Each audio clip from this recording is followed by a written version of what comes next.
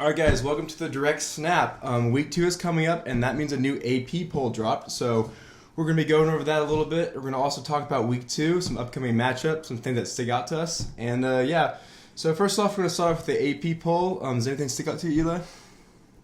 You know, I think it was a pretty good poll overall. One thing that definitely stuck out was the two biggest risers in this poll. You got Miami going from 19 to 12. And credit to them, they had a good win over a Florida team. But I don't know that I would have moved them up 7 spots after that performance. It was a solid win. They looked really good. But they were going against a Florida team that was projected to go 6-6. I don't know how much credit I can really give you for that type of win, even in the swamp. And then the other thing was the USC win from this last week, where USC looked really solid. They played a neutral field game against LSU, who was originally the number 13 team in the country. But they won that game. They looked really good. Again, I like moving them up. They were 23 originally, but they moved them up 10 spots, and that's just a lot for this early in the season to be saying, we think you're that much better from last week. I think that they both deserve to move up some, but I probably would have left them down at about the 16-17 range for both of them. Yep. But what stood out to you? Well, just with those two teams, I think USC probably deserves the bump a little bit more than Miami does, just because of what they did, and it's a little more impressive because Florida, again, like you said, is predicted to be about a 500 team, so it's not as impressive. But I don't think Miami should be as high as 12, but. First AP change in the poll, so obviously it's going to be more volatile than usual because they're just trying to get a feel on the teams. So I don't knock them too much, but I do think it's a little high. Another thing, Oregon, they struggled in week 1. They barely beat Idaho, but they still got a win. But they dropped 4 spots down to number 7, and so a lot of teams like Oregon, Ole Miss, and Notre Dame all passed up Oregon, which if you play like that and you're expected to win a national championship, you're going to get punished a little bit, You're going to drop down there for sure. And especially in today's day and age with the college football playoff and everything set up the way it is, how you win matters. You cannot expect to go out there and struggle against FCS teams as a potential college football playoff team and expect to be rewarded by that. By AP voters or college football playoff voters later on in the season. Yep. Another thing, Georgia Tech is 2-0 now, and they actually moved up into the rankings. They're number 23 right now. They had obviously a really impressive win against Florida State, and then week 1 they also got it done. They played week 0 and week 1. And then Louisville, number 22, they had a really good win. They did a goose egg against, who was it again? Austin Peay. Austin Peay. They did 62-0, so they moved up in the rankings as well. Well, not moved up, they got ranked. Clemson also hanging in there at 0-1. They're number 25. They dropped 11 spots, but still they still think they're good enough to be ranked. I think that's fair. I think they maybe dropped them more than I would have. Yeah. I don't think that Clemson's one of the top teams in the country this year, but they lost to the number 1 team in the country in a similar way almost everybody would have. Yep. And I think keeping them in the top 25 is definitely right, and we'll see what they can do for the rest of the season. Yeah, I think I also agree with you. I think they should have been even a little higher because of, LSU went down 5 spots for their loss, and, I was like, if they only go down 5, I feel like Clemson, playing the best team in the nation, should, not go down 11. Yeah. But, Notre Dame, again, rises 2. Notre Dame's top 5 now, which is kind of polarizing. A lot of people are kind of hesitant against I feel like we're at this spot every single season. Yep. Where Notre Dame wins a game or two and everyone wants to say, oh, they could compete and win it all. And give credit to Notre Dame. Marcus Freeman's got a good squad there. They look good on offense and really good on defense, but they're not going to win it all. They aren't going to be battle toughened throughout the season. They play a cupcake schedule, and they're probably going to lose in the first or second round. And there's also some Big 12 representation. Numbers 16 through 20, besides 18, it's LSU. That's all Big 12. So kind of like what we've been saying, the Big 12 has a lot of lower in the top 25 teams, around 12 to 30. And Yep. it shows right here, there's 4 of them right there in the race. And that also just shows how balanced the Big 12 is. And then you've got Utah up at number 11 also, Mm-hmm. just sitting right there, knocking on the top 10. Yep. Also, A&M has 97 votes. So they are kind of right there where Clemson is, but just not enough votes to get ranked. And then Yep. also Florida State and A&M were also the ones that dropped out of the rankings. Yep. But I don't think anyone ranked Florida State this week. Yeah, I would hope not. Yeah, no one ranked Florida State this week. So It's been they didn't a get tough any votes. couple weeks for the season. Yeah.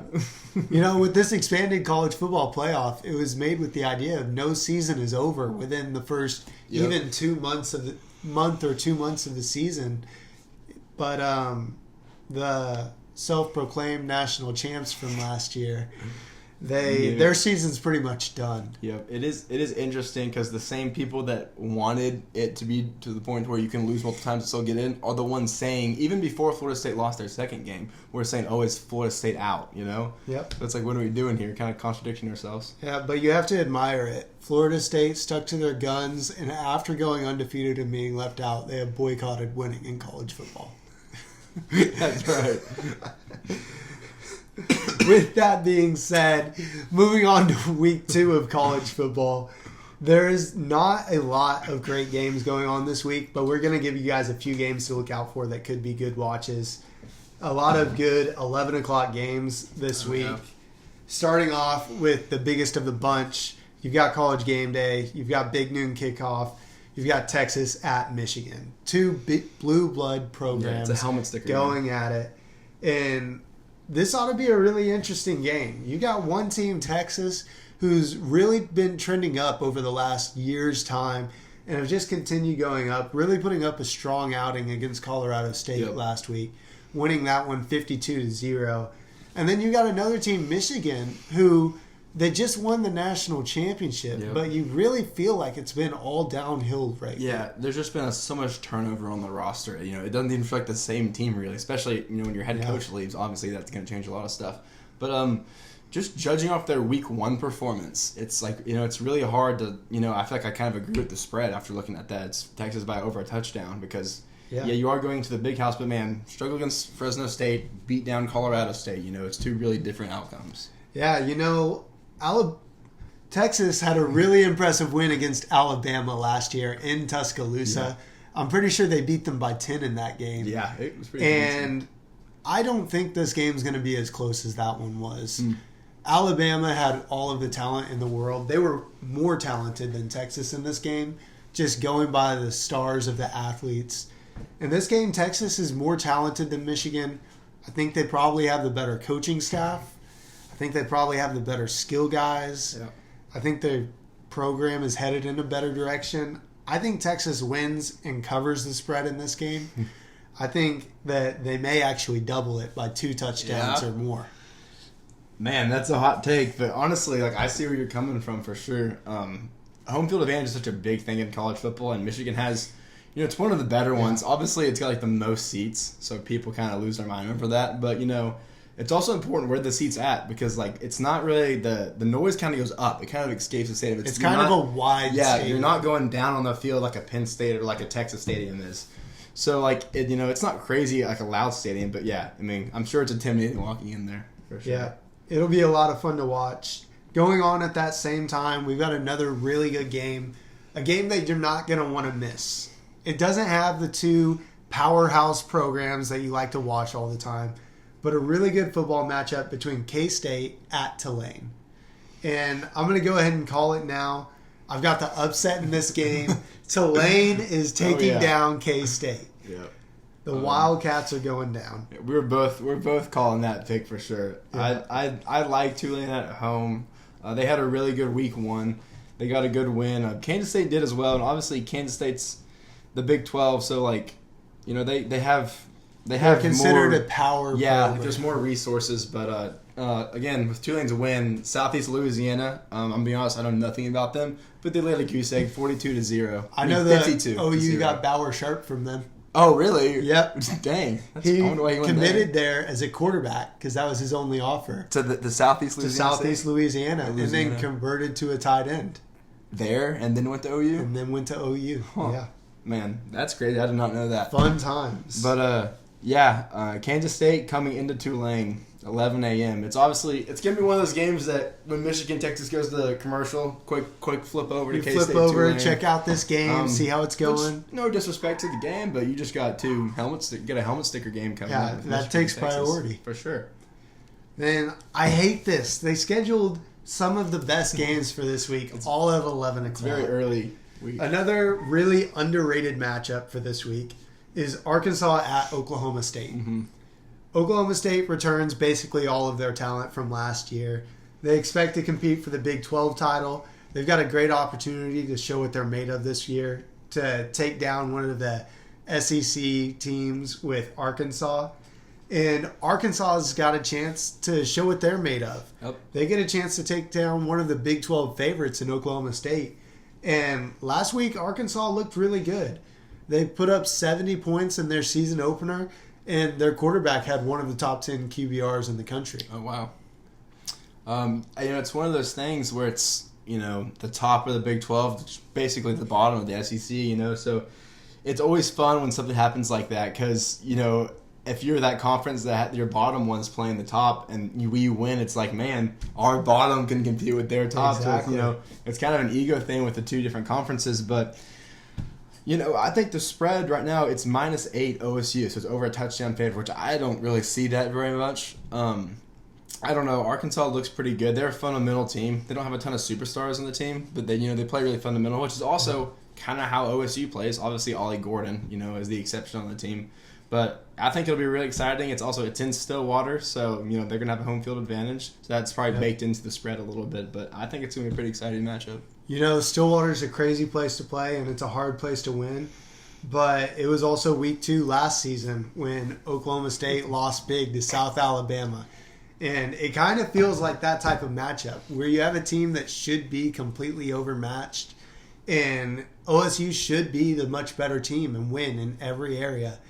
But weird things happen at the beginning of the season. Yeah, I don't know, man. SEC, Arkansas's, they have resources to be great. Every SEC team really does have resources. Just that sticker, on your jersey gives you a ton of money. So that's really true. But I'm looking forward to it for sure.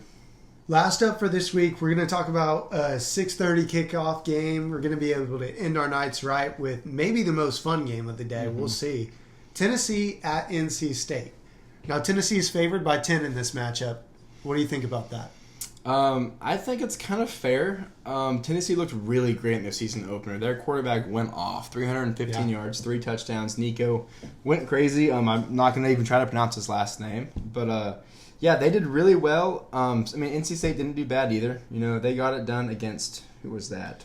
Western WCU. Carolina. Yeah.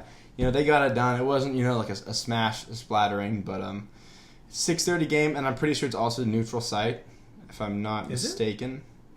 So it is a neutral site game, so I don't love that, but and it's also it's neutral site, but it's in North Carolina, so it's kind of an NC State home game, but Tennessee travels strong though, so it'll probably end up being pretty close to a neutral site.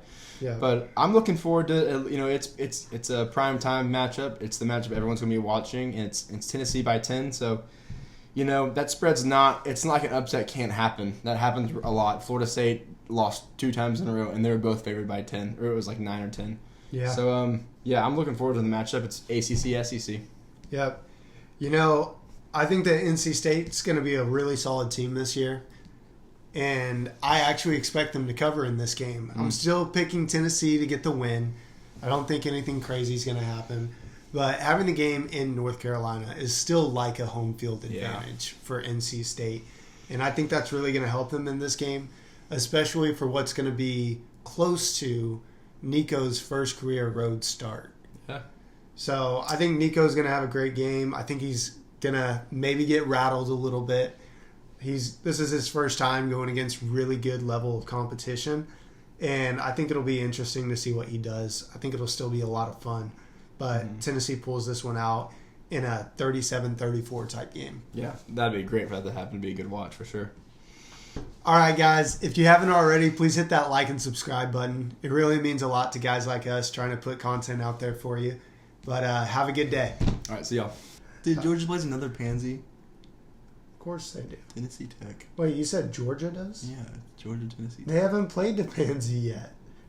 Oh yeah, that's right. Give them a break. I just assumed they played some joke of the team, and we're not thinking about Calling Clemson a pansy? Yeah, dude, I am on record. That was Put it on record. Yeah. Put it in the video. on record. Clemson sucks. I'm just kidding. On record. I like Dabo Swinney. On record.